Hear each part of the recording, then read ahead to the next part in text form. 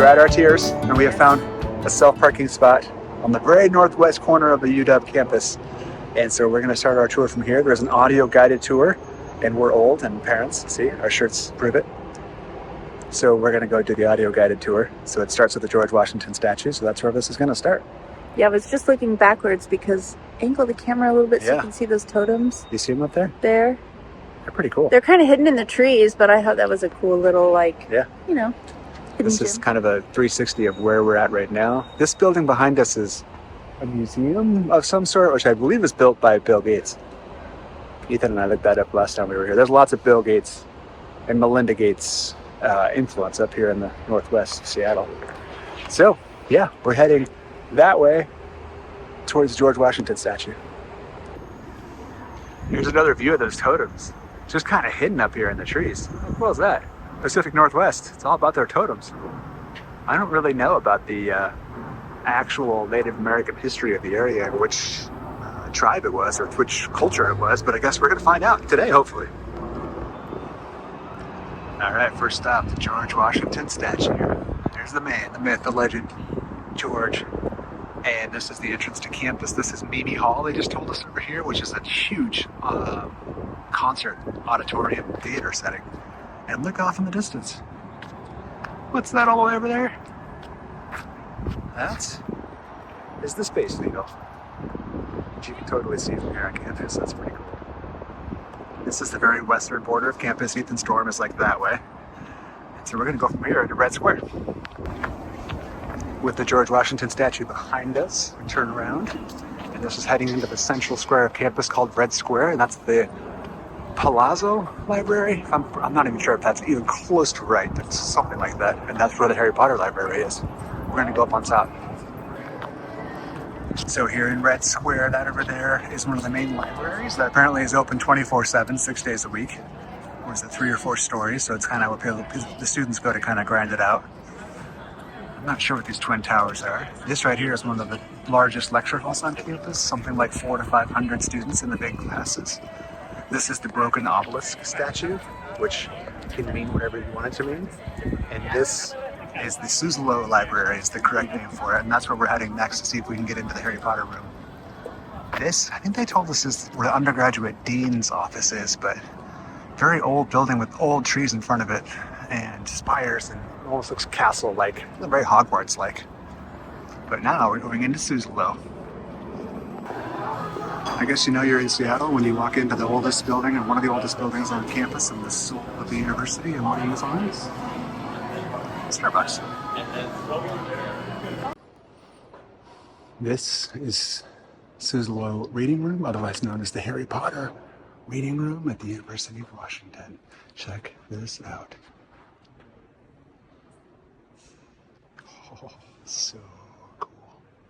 You can't tell, these are 40-foot tall stained glass windows.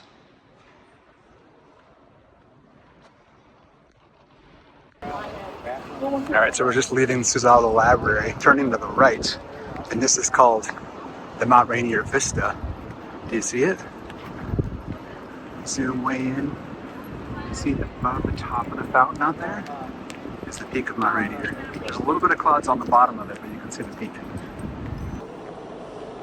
Undoubtedly, it feels like walking through this campus that you are in Hogwarts. I'm waiting for a student on a broom to fly down the walkway here. And this fountain is cool. This was not running in February when we came to visit, so this is neat that it's going now. And you can still see Mount Rainier way behind it. At peak, it looks like a cloud, but that's not. That's the top of Mount Rainier, I think. Drumheller Fountain, and it's all flanked by rose bushes all the way around in every direction. And they were telling us that the buildings that surround this fountain are essentially some of the core science buildings. Sociology, biology, and chemistry. This is kind of the core of the science part of campus.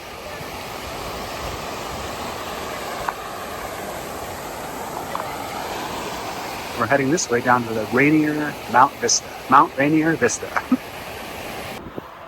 So we came down the Mount Rainier Vista, where the fountain is. Turn right. And there is Alaska Airlines Field at Husky Stadium. It's so cool. I'm so jealous. I so wish I could attend a college football game as a student again. It looks incredible. Someday, we're definitely going to be going to a game here.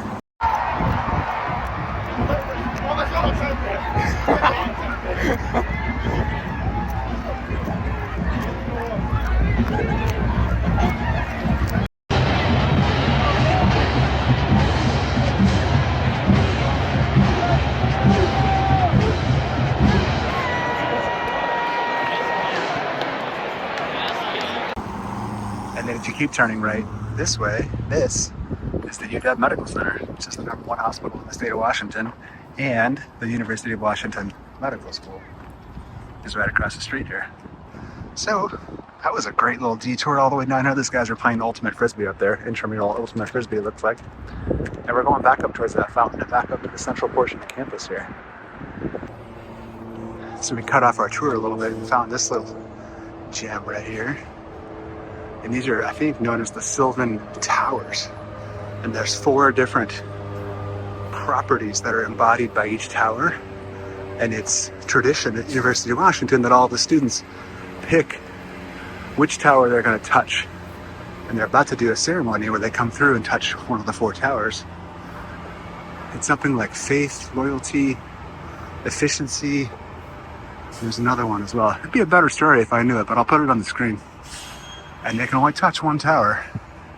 And then on graduation day, you come back and do it again and see if your core values have changed over the 4 years, and if you would still choose to pick the tower that you picked on orientation day, or if you would pick something different. So I'm curious to hear which tower Ethan's going to pick.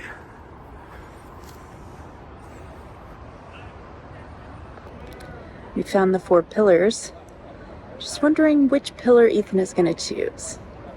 Doesn't really matter which pillar he chooses. He's in for greatness, and we couldn't be more proud. Walking around this campus just fills my heart with pride, and I'm just so happy that we were able to share this moment, this milestone, all 4 of us with him over the last couple of days, and we know that he's going to be great and do great things, and we can head home and be happy, sad for a little bit, knowing that he has this amazing place to get his education at, and it's just awe-inspiring. Okay, I had to look it up. Loyalty, industry, faith, and efficiency. Loyalty, industry, faith, and efficiency. Which one will Ethan pick? Now, which one will Ethan pick in 4 years? I think that's a pretty cool tradition. Shout out to AJ, mechanical engineer at the University of Washington. I know what he would say, but University of California, Berkeley's ranked #1. Go Bears! So we have come into what's called the Hub, the Husky Union building, and this is the food that they have for students on campus. You've got pizza, you've got Mexican cantina, there was ice cream around the way. This is Asian fusion cuisine. This is what, Greek? There was pizza. This is Indian, Katora Indianese. Mez, I don't know what that is. And there was just a basic American cafe, grill, burgers. Duck burgers. This is all in the Hub building. They didn't film upstairs because it was kind of quiet. This red radish is like all vegan or Vegan, yeah. plant-based. Okay. Whatever that is. All that food I don't eat. Tasty salads, savory soups. Wow. Yeah, so the first floor of the Hub building is all, actually the first 3 floors of the Hub building is all study rooms and lounges and gathering spaces and classrooms. This is the first basement. And then we're going to go down to the lower basement, which is where it's a store. Yeah, it's a district market or something. So this is basement #1, and then we're going to go down to basement #2. Oh, there's a Starbucks in here too, of course. So down there is the bowling alley. I'm trying to respect the students, so I'm not like walking in there, but there's about 10 bowling alley lanes. In here is nothing but pool tables and esports gaming in this room. There's table tennis, there's an arcade, there's ping pong, there's, esports, bowling, pool, arcade. Like, what the heck? Didn't have this when I went to college. We showed you guys the basement of the hub. This is what hub looks like on the outside. Right out front of the hub is the Husky dog. That building over there is the intellectual house, right? That's what we just saw, which is a monument to the Native American population that lived here before the campus was here. And they have a whole setup in there for respecting the Native people, having even the Native and the non-Native students come together in there. And then we came this way. Well, this is the School of Music. That's pretty cool. And right over here, this is the quadrangle. This is what we showed you guys earlier. And all those trees along both sides are cherry trees. So in the spring, this is all just white cherry blossoms. You should look up, picture up, or maybe I'll put a picture in the video right now to show you what it looks like when they're blossoming, because it looks pretty epic. And they're getting set up for movie night on the quad. Yeah, Ethan told us he was going to movie night, and we thought it would be quite funny if we showed up and made funny faces like, hi, Ethan, hi. But we won't do that, but it is funny to think about. Ethan's second night in college, and his parents are off to the side. Ethan! Waving. Ethan, we're over here! No, we'll be out of here before that ever happens. Well, this is yet another beautiful area of campus. As the sun starts to set, we come across Denny Hall, which is the oldest building on this campus, built in 1895. And not only that, but the bell on top up there was transported from the original UW campus in downtown Seattle, which is from 1861. And the way this thing is lit and the sun coming in and this grassy courtyard in front of it with these cool trees, it's pretty awesome. It's pretty breathtaking, really. In fact, there's somebody up front there doing a photo shoot right now. Very nice. So we showed you guys Ethan's dorms. Those are on the west side. These are the north side dorms. These are actually on campus. It's much more of a party atmosphere up here with the field. Everybody's hanging out, gathering. It's pretty cool. But he really wanted to be in the city, and the west side dorms are more like down in the city by all the restaurants and shops and everything else. I like them both. They're very different. Yeah, he wanted the opposite of Lake City, which is opposite of trees and woods. There's too much Lake City here. But the actual dorm rooms themselves are exactly the same. What is this tree? It's got, is this apples? What is that? What's on this tree? I don't know what that is. What is that? It's very spiky. Ooh, those look angry. What Tell is us if you know what those are.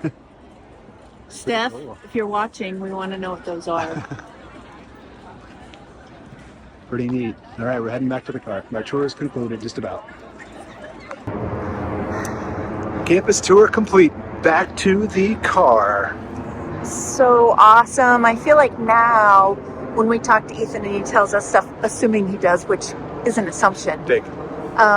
we'll kind of know what he's talking about. And there's so much history here, and it's beautiful, and the time of day is beautiful. I think we planned that right. So. Yep. Yeah. Gorgeous campus. Gorgeous campus. He's going to have a great time here. Yeah.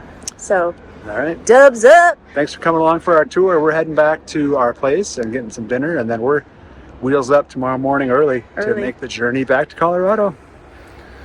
So. Without any kids in the car. It's just us. All right. We'll see you guys next time. See you real soon.